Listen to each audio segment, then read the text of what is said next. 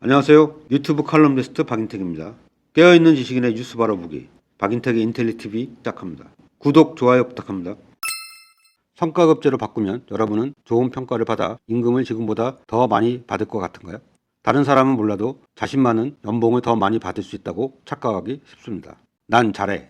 그게 사람의 마음이니까요. 그러나 성과급제는 어차피 상대평가입니다. 내가 꼴찌로 평가를 받아서 임금이 오히려 대폭 깎일 수도 있습니다. 그렇다고 회사가 전 직원의 총 임금을 올려 직원들이 나눠 먹을 파이를 키워주지는 않습니다. 현재와 똑같은 크기의 파이를 줄 뿐입니다. 노동자들은 좋은 평가를 받기 위해 회사에 잘 보이려는 무한 경쟁으로 내몰릴 뿐입니다. 요즘 윤석열 정부가 호봉제를 성과와 직무 중심으로 전환하는데 박차를 가하고 있습니다. 심지어 민간 기업에게 호봉제를 유지하면 불이익을 주고 성과급, 직무급제를 도입하면 인센티브를 주겠다고까지 말합니다. 우선 노동자의 임금 지급 방식까지 대통령과 정부가 개입하는 발상 자체가 잘못임을 지적하고 싶습니다. 청년들은 경력에 따라 임금을 지급하는 호봉제에선 임금이 적을 수밖에 없습니다. 성과급제를 선호하는 가장 큰 이유입니다. 그러나 경력이 쌓이면 임금이 저절로 오르는 호봉제가 노동자에겐 유리합니다. 매해 연봉 협상을 할 필요도 없이 평균적인 연봉 인상이 가능하기 때문입니다. 다만 호봉제에서 신입과 고참 사이의 급여 차이는 지금보다 줄여야 합니다. 이렇게 된다면 평가 근거와 기준이 명확하지 않아 객관적인 성과 평가가 어려워 노동자가 불신, 낙담, 불만, 실망을 할 가능성이 매우 높은 성과급제를 굳이 도입하지 않아도 됩니다. 경력이 짧다고, 회식에 참여하지 않는다고, 여성이라고, 병가를 냈다고, 또 소속 부서의 성과가 낮다고, 내가 어떻게 할 수 없는 이유로 저상과자로 낙인 찍히는 경우도 현실에서 비일비재합니다. 같은 회사를 다니고 비슷한 일을 하는데 동료보다 훨씬 적거나 많은 임금을 받을 수 있는 게 성과급제입니다. 현재 성과평가는 신뢰할만 한가요?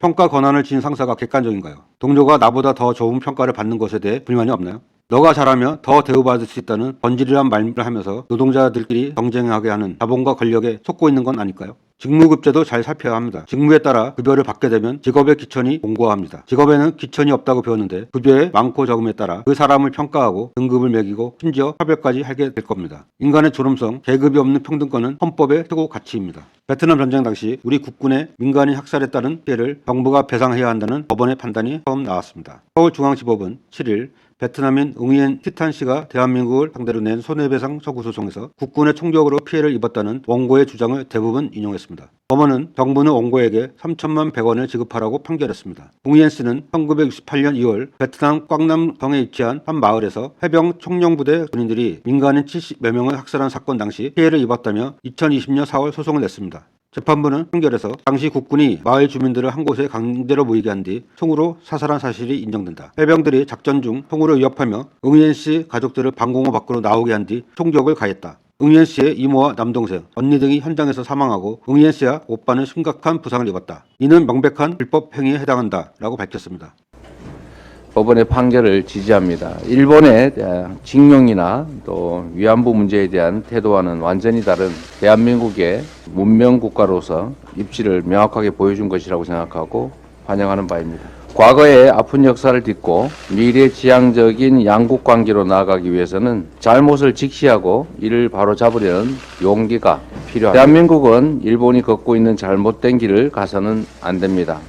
그래야 일본의 전쟁 범죄에 대한 우리의 사과와 배상 요구가 가지는 법적, 역사적 정당성도 커지게 될 것입니다. 정부는 베트남전 민간인 학살에 대해서 전향적인 태도를 취할 것을 당부드립니다.